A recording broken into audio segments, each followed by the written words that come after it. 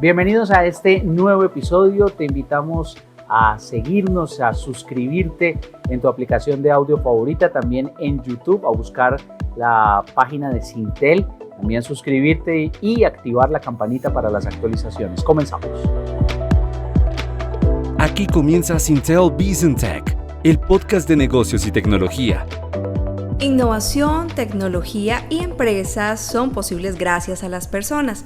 Las personas y sus ideas hacen posible la evolución sostenible de las organizaciones. Así es, María Cris, y en Syntel precisamente hay un espacio abierto para que los líderes empresariales interactúen y compartan conocimiento sobre cómo la innovación y la tecnología pueden mejorar sus negocios, pueden llevarlos a alcanzar eficiencia en sus procesos y aumentar la rentabilidad. Eso es Digital Leaders, el punto de encuentro entre C-levels de las principales empresas del sector real y financiero, así como empresas industriales y comerciales del Estado, con el fin de compartir experiencias, también aprendizajes y mantenerse al día respecto a las mejores prácticas y visiones estratégicas en sus negocios gracias a la tecnología. Así es, Carlos, y por eso invitamos a esta conversación entre Ana María Trimiño. Ella es gerente senior de Syntel y líder de la comunidad Digital Leaders, quien junto a César Augusto Botero, CEO de Levapan, una de las industrias de alimentos de consumo masivo con más de 70 años de tradición en Colombia, Venezuela, Perú, Ecuador, Panamá y República Dominicana. Bienvenidos, esto es Syntel Business Tech. Comenzamos. Los negocios comienzan cuando conectamos. En el diálogo fluyen las ideas que son la fuente de toda innovación. Y cuando la decisión está tomada, tu liderazgo fija una dirección para tu equipo, una visión, la experiencia y las voces que inspiran la transformación digital. Aquí comienza Syntel Business Tech, el podcast de negocios y tecnología, con las innovaciones y tendencias para los líderes empresariales de América Latina. Una presentación de Syntel. Digital Leaders Parte 1, con Ana María Trimiño y César Augusto Botero. César, un gusto tenerte aquí. Muchas gracias por acompañarnos hoy en esta nueva temporada del audio podcast de Syntel Business Tech. Y en esta oportunidad, pues obviamente hablando sobre, pues en el marco de nuestra comunidad de Digital Leaders, de la cual pues tú eres aquí un miembro muy activo y que siempre nos acompañas en las diferentes actividades.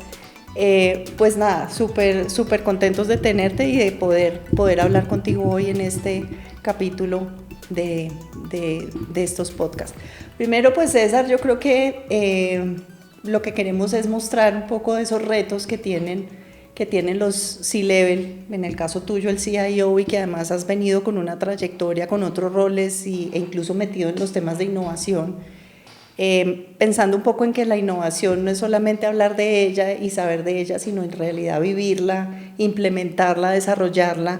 Son los retos que desde cualquier organización, pero desde el punto de vista personal, pues son temas y retos que tenemos que afrontar. Entonces sería interesante que nos cuentes un poquito cómo ha sido esa experiencia tuya en los diferentes roles que has tenido en tu trayectoria, pero cómo como persona empiezas a desarrollar esos temas desde tu perspectiva personal, pero evidentemente aplicado también a tu experiencia personal. Bueno, primero que todo, muchas gracias, Ana, por la invitación y a todo el equipo de Syntel, porque pues yo creo que esto es parte hoy de, pues estamos aquí por todo lo que está pasando en tecnología al final del día. Esto pensaron hace, no sé, 10, 15 o 20 años en poder tener una conversación de estas y poderla hacer y democratizar, digamos, ese contenido, pues era imposible. El paso de la innovación lo que nos ha mostrado es que pues ya esto es hasta donde la imaginación nos dé y más allá. Hay más, digamos, hoy en día hay más tecnología disponible que la capacidad de imaginarse las cosas, que eso es, digamos, uno de los retos que estamos teniendo como especie humana, pues que eso yo creo que va a ser bien interesante. Digamos que hay, y tú tocas varios puntos bien interesantes que tienen que ver con, a ver, lo primero es, yo creo que hoy en día es fundamental ver el mundo interconectado. ¿Cómo estoy yo interconectado con el mundo que me rodea? ¿Sí? Entonces, todas las comunidades en las que se están trabajando son fundamentales. Y de hecho, yo creo que hasta el cuestionamiento de las universidades de qué es lo que es importante en las universidades, probablemente lo más importante ya no es el conocimiento, sino que tiene que ver con el networking que hacen los muchachos en las universidades, a quién conozco, con quién estudio, cómo comparto socialmente, cuáles son mis habilidades. Trabajar en equipo requiere habilidades sociales, no hay más que... Entonces yo puedo ser un Messi, puedo ser súper buen jugador, pero resulta que si no soy buen equipero, pues la cosa no me funciona bien y no termino siendo parte, no termino siendo exitoso en el nuevo mundo, que es el que al que nos estamos enfrentando. De acuerdo con los temas de innovación, yo creo que la oportunidad que yo tuve en Alpina fue maravillosa.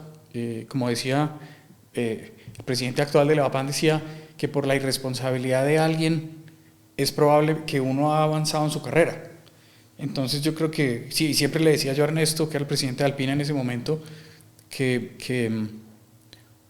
ese no era mi mundo. Entonces me dijo, es justamente eso lo que me parece interesante, porque la diferencia está en la capacidad de preguntar que tienes, que hace que los equipos, que yo veo que con los equipos pasan cosas distintas. Y fue un reto muy complejo. Entonces yo siempre digo que una cosa es hablar de innovación y otra cosa es responder por los números de innovación, ¿sí? Es distinto.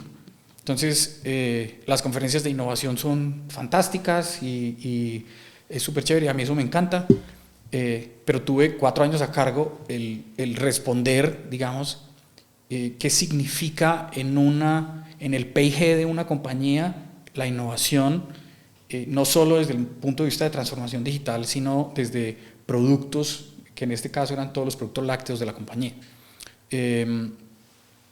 Entonces, pues yo creo que nos estamos, requiere desde el punto de vista personal, yo creo que la vez pasada hablábamos algo de la curiosidad, y requiere una inmensa curiosidad. Yo creo que el mundo de hoy nos exige curiosidad a todos, y creo que es una de las habilidades más importantes. Por alguna razón, cuando uno es chiquito, cuando uno está joven, chiquitico, niño, pues el niño tiene una capacidad infinita de preguntar y pregunta y pregunta, y por qué, y esto por qué, y cómo sale, y por qué entra, y por qué baja, y por qué sube.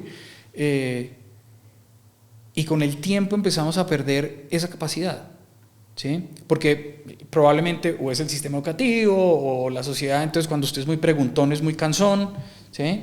Y hoy en realidad lo que se necesita en los equipos directivos es que haya gente que pregunte, que cuestione.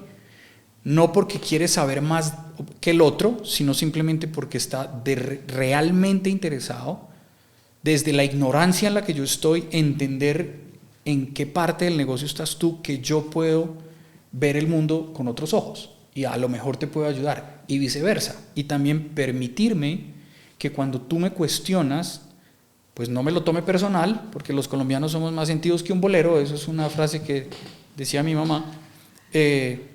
Y lo que me parece fantástico es cuando yo permito que alguien cuestione en buena onda lo que yo estoy haciendo y me permita ver a través de otros ojos lo que yo estoy haciendo. Y esa es la manera en cómo se trabaja en equipo y cómo se progresa en equipo. Y requiere habilidad emocional, que yo creo que hoy en día el éxito de los líderes hoy en día tiene que ver no con el conocimiento necesariamente, que yo creo... No con el conocimiento técnico, estoy de acuerdo, tiene que ver más con las habilidades emocionales y la gestión de los equipos y lograr hacer que los equipos florezcan a mundos donde los equipos jamás se imaginaron que podían llegar, ¿sí? Eso sería como mi reflexión alrededor de esta apertura, Anita. Creo que totalmente válido y es donde uno empieza a ver y a entender tal vez muchas dinámicas que se están dando, hasta tú mismo lo estabas diciendo, del sistema educativo, y es pues no solamente la baja demanda que hay de carreras en las universidades, que es un reto que hoy en día para las instituciones educativas pues está siendo un tema complicado, pero también se está viendo el otro modelo, y es todo este desarrollo de plataformas de formación, concursos cortos, concursos específicos sobre temáticas específicas, pues están llevando a eso. Y también el tema de que el liderazgo de las empresas, tú bien lo decías y lo he visto como en varios documentos, que para ser un gran líder no se necesita saber de todo. O sea, el presidente de una empresa no tiene que ser ingeniero, contador, especialista en marketing y demás, sino que tiene que tener ese rol de liderazgo y saber cohesionar y coordinar al experto en marketing, al experto financiero, al experto técnico, para pues efectivamente tener una organización eficiente, efectiva, competitiva y demás. Entonces, pues eso me parece súper interesante. Desde el punto de vista de la tecnología y tal vez en el rol que tú tienes como el responsable de tecnología, ¿cómo ves ese orquestador o cómo ves ese papel que desempeña esa persona desde lo que tiene que entender de las demás áreas para poder llevar una organización en ese proceso de transformación? Pensando en que la transformación digital, pues que ya es un término que está muy... desatraso digital, digo yo hoy en día. De acuerdo, porque también lo que tú estabas diciendo es que ya la dinámica tecnológica, la imaginación a nosotros ya está muy atrasada frente a lo que los retos tecnológicos nos están dando, pero ¿cómo puedes tú dinamizar o cómo puedes, no tanto dinamizar, organizar, pensaría yo sería la palabra, dentro de una empresa o de una organización, valga la redundancia, la tecnología con lo que es el modelo de negocio como tal o la operación del negocio? Mira que esa es una muy buena pregunta. Yo creo que para mí ese es el core, para mí tal vez es la parte más importante que tiene hoy en día un ejecutivo, un CIO, un Chief Information Officer definido así, y probablemente también un Chief Technology Officer. Todos estos, los que estamos en este mundo de tecnología metidos de lleno en el negocio, lo primero es, yo tengo que entender la industria en la que estoy. Es distinto estar en la industria financiera que en la industria de consumo masivo. Son mundos distintos. Hoy en día se han empezado a aproximar inclusive, pero son mundos distintos. Es importante entender, y no solo entender, sino que es vivir y ser parte de la estrategia de la compañía. Y a medida que yo entiendo la estrategia de una organización y entiendo para dónde va la organización, entonces en esa medida es que puedo desarrollar todos los planes que necesitan las diferentes áreas para poder avanzar, digamos, en el proceso de transformación, ¿cierto? O de desatraso, porque yo creo que lo que hemos visto en el mercado en los últimos años, Colombia debe tener un atraso entre unos 10 y 15 años más o menos, y podemos tener acceso a un montón de tecnologías, pero tú vas a las empresas y la realidad es que las empresas seguimos siendo los reyes del Excel, seguimos haciendo una cantidad de cosas. Hay gente que sigue trasnochando en las organizaciones, o sea, tenemos unos patrones todavía que significan que tenemos mucho camino por recorrer, que a mí eso me parece que es, pues, ese es el montón de oportunidades que tenemos nosotros desde el punto de vista de hacer el match entre tecnología y las áreas de los negocios. Pues parte de lo que yo aprendí también, digamos, y eso en la universidad todo el tiempo insistían, la estrategia está en la calle. Significa, yo necesito salir, necesito subirme al camión, necesito salir con el vendedor, necesito salir a caminar, entender cuál es el negocio en el que yo estoy metido. Hay gente de tecnología que nunca ha salido a la calle con un vendedor, que nunca se ha subido a un camión a entregar productos. O acercarse a la máquina que produce. Acercarse a la máquina que produce, la de las etiquetas, la de las tapas, que además son unos mundos fascinantes. Uno no se alcanza a imaginar lo que hay entre las materias primas y un producto puesto en el sitio donde tú lo compras. Pero todo ese in-between es el que a mí me parece que es interesantísimo salir, conocer, porque son esas personas, ¿sí?, las que te ayudan a entender cuáles son las necesidades reales de la organización, ¿sí?, dónde puedes de verdad apoyar y hacer un cambio estructural en la manera en cómo se están orquestando las áreas. Y yo creo que parte de lo que yo he aprendido, digamos, y yo reconozco que para mí probablemente eso es formación de la casa, siempre ha sido primero la persona y después el rol. Entonces, primero estoy con el vendedor, primero estoy con la persona, entiendo cómo se llama, qué hace, tiene familia, no tiene familia, tiene hijos, cuáles son sus intereses, qué es importante para él como persona. Y después entiendo cuál es el rol que él tiene en la compañía, ¿sí? Yo creo que para mí hay otro tema crítico aquí, y es cuando yo empecé en el mundo de tecnología hace, Dios mío, 30 años, ¿sí? Normalmente, la mayoría de los CIOs o de los directores de tecnología dependían de las áreas financieras, porque la interpretación de eso es que es un centro de costo. Entonces, como es un centro de costo, usted está dedicado a hacer que el costo sea lo mejor posible.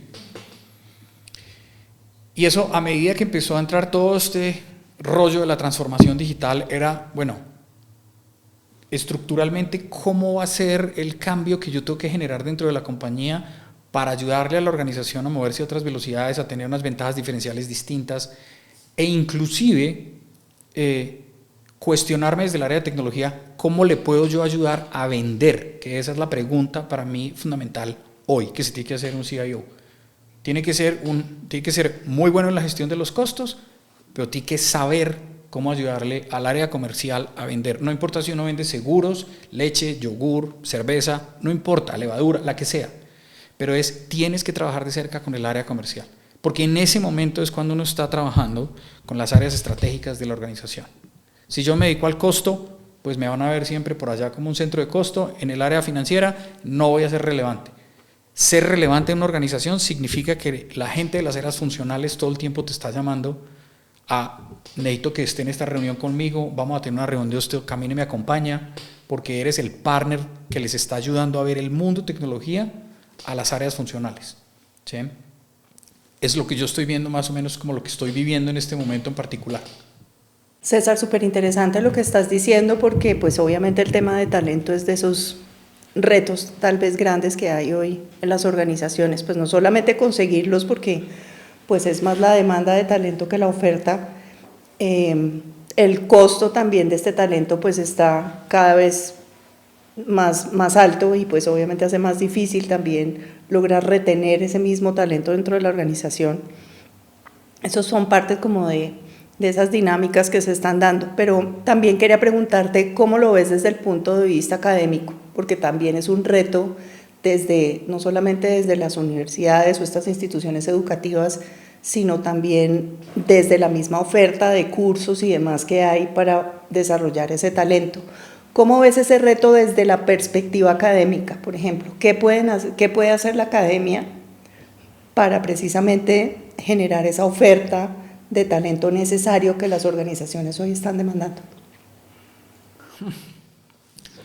Esa es una señora pregunta, porque yo creo que lo que nos está abriendo este nuevo universo de tecnología es nosotros, en este proceso de revoluciones, ¿cierto? Y cuando hablábamos de revolución, antes arrancamos en la industrial y vamos en la cuarta revolución, y nos quedamos como con esta historia de la revolución del conocimiento.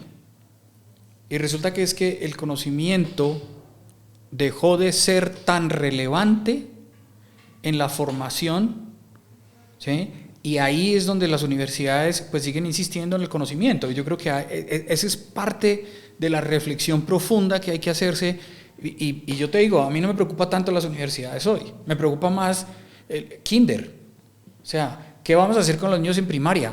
Porque esto es una explosión de creatividad a la que nunca se había expuesto la humanidad, lo que permiten hacer las herramientas de inteligencia artificial hoy en día. Si yo en mi vida había logrado pintar y hacer 2 mamarrachitos, y hoy me siento y hago un prompt y se lo digo a Dalí o le digo a Midjourney o alguna de las herramientas para hacer gráficas, y termino viendo pues arte, que entonces además aquí hay una reinterpretación de qué es arte, hay una reinterpretación de qué significa copiar, qué significa usar, mezclar el contenido. Yo creo que estamos expuestos ante una tremenda revolución, y el core de esa revolución va a ser la inteligencia artificial. Está siendo la inteligencia artificial, ¿sí? Alrededor de la inteligencia artificial se están juntando todas las otras, los carros autónomos, los robots, todos los temas que tienen que ver con almacenamiento de energía, la industria aeroespacial. O sea, yo digo, miércoles, están pasando unas cosas que nos pusieron a soñar con Marte. O sea, probablemente en la vida nuestra vamos a alcanzar a ver gente que va a ir a vivir a Marte, ¿sí? Que a los 5 años no nos imaginábamos que íbamos a tener esa posibilidad. Yo me soñaba con ir a la Luna, pues eso era como que no, era como el sueño de, hoy es que no podemos ir a Marte. Y yo digo, miércoles, esto. Entonces, Claro, y creo que hay un tema que tiene que ver con probablemente el declararse aprendiz todos los días tiene una connotación en este momento histórico, y eso me permite a mí entrar en mundos que yo no conozco, ¿sí?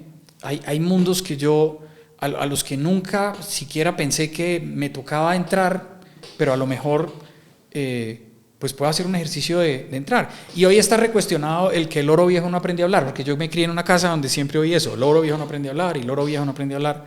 Y resulta que hoy en día lo que ha demostrado la ciencia es que todos tenemos la capacidad de aprender. La diferencia está en que pues hay unos que se demoran más que otros. Si yo quiero aprender a tocar flauta, pues hay uno que en 8 días le va a sonar la flauta divino, a otro que se va a demorar 6 meses o 1 año o 3, pero le va a sonar. Y eso hace, la diferencia es la actitud con la que yo me arrimo ahí, ¿sí? Cuando yo me estoy ajustando a ese mundo de aprendizaje, entonces hoy estamos hablando de educación experiencial. Hay un modelo muy interesante de un colegio aquí en Bogotá que yo conozco, que tiene la mitad del tiempo los niños están fuera del salón, están en excursiones. Entonces vamos a aprender biología, pues entonces vamos a aprender de zancudos o de cucarrones, pues vamos a ver cucarrones de verdad, no en el cuaderno o en el libro, que fue lo que yo vi cuando estaba chiquito, ¿sí?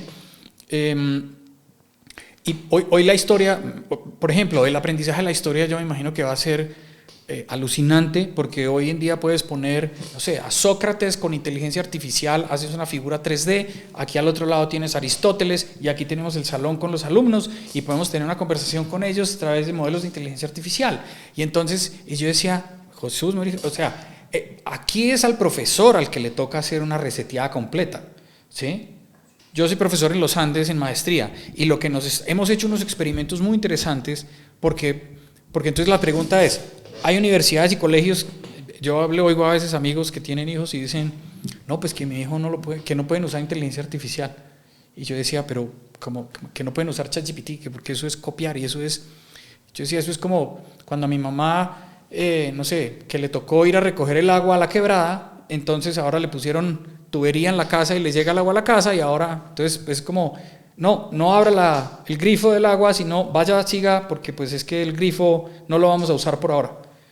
Eso es absurdo. O sea, la tecnología es una fuerza cósmica que va a un ritmo independiente de lo que nosotros consideremos, opinemos o creamos.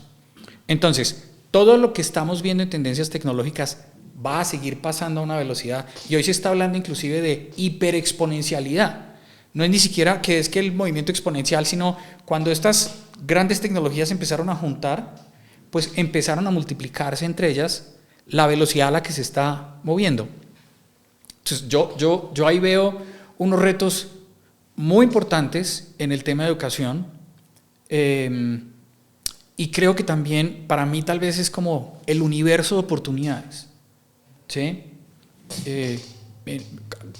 Estábamos conversando con hay un ejemplo muy bonito que era con una profesora de quinto de primaria. Y entonces me dijo, no, estoy súper enredada porque no he logrado, pues esto de empujar arte a un niño de quinto de primaria es difícil. Entonces, pues yo le dije, pues, claro, seguramente el arte como nos lo enseñaron a usted y a mí, pues es distinta a la que se puede hacer hoy.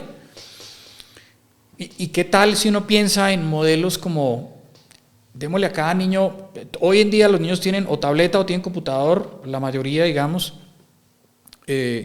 y entonces yo a través de las herramientas de hacer dibujos, yo puedo poner simplemente, no sé, pongo unos cuadros de Dalí, de Van Gogh, de Miró, voy a un museo con los niños y les muestro diferentes apreciaciones de arte, ¿sí? diferentes cuadros y diferentes tendencias, y es como cada uno escoja el que le suene. O sea, ¿qué le dicen las tripas? A mí este no me gusta, a mí este me gusta. Si a ese le gusta, llévese ese nombre. Siéntese usted en su computador e imagínese algo y dígale a Dalí que se lo haga en modo Van Gogh, ¿sí? Y a ver qué pasa. Entonces yo sí creo que hay una explosión de creatividad que va a ser fantástica. Esto va a ser una cosa maravillosa. Claro, nos toca repensar, entonces nos toca volver a reinterpretar qué es el arte, nos toca volver a reinterpretar qué es el conocimiento, ¿Cuál es el sentido del conocimiento hoy en día? ¿Voy a seguir estudiando por el placer de estudiar? ¿O cómo comparto ese conocimiento? ¿O cómo le ayudo a otros a avanzar en el proceso? Porque la gran preocupación que tenemos hoy también tiene que ver con la brecha digital, ¿sí? Porque la brecha digital cada vez va a ser mayor. Hace unos años, cuando hablábamos en Sintel de la brecha digital, era el acceso a la tecnología, era el que los muchachos pudieran tener acceso, los estudiantes puedan tener acceso a Internet, que se pudieran conectar, poder ser parte del mundo y la conectividad. Pero hoy en día yo me pregunto, un niño a quien yo desde los 10 años, 5 años le estoy dando acceso a tecnologías de punta como inteligencia artificial y estoy recuestionando el modelo de aprendizaje y soy capaz de que ese niño entienda que lo que tiene es un asistente personal en su educación, ¿cómo se va a comparar ese niño a los 10 o a los 15 años contra un niño que nunca va a tener eso o la posibilidad de tener eso? ¿Sí? Entonces, a mí, las brechas digitales aquí se nos va, y yo creo que ese va a ser un reto muy importante que vamos a tener como sociedad. ¿Qué vamos a hacer con esto? Porque hay un libro muy interesante que se llama 2041, de un escritor que se llama Kai-Fu Lee. Kai-Fu Lee es probablemente uno de los más grandes representantes de la inteligencia artificial en China. Entonces, pues cuando usted es uno de los buenos en China es porque es muy bueno. Y el señor es un referente en el mundo de inteligencia artificial. Y el señor, con un muchacho que estudiaba en Google, que era desarrollador, él dijo, yo quiero escribir ciencia ficción.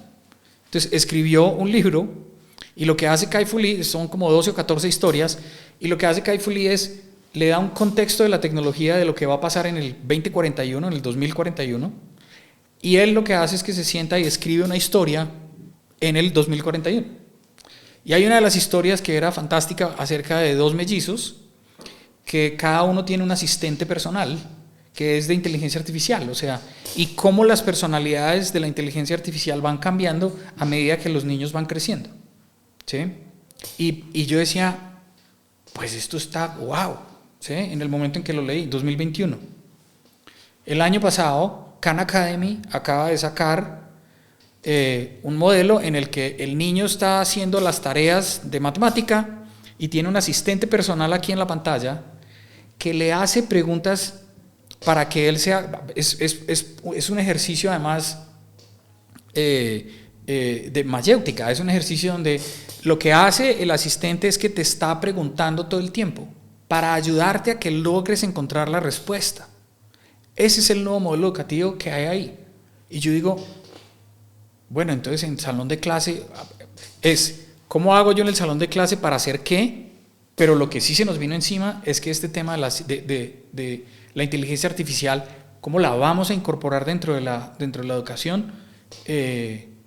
Pues, y arranca con que los que estamos al frente de la educación o quienes están tomando las grandes decisiones tengan seguramente o tengamos todos la humildad de decir, nos toca repensar esto de otra manera, completamente distinta, ¿sí?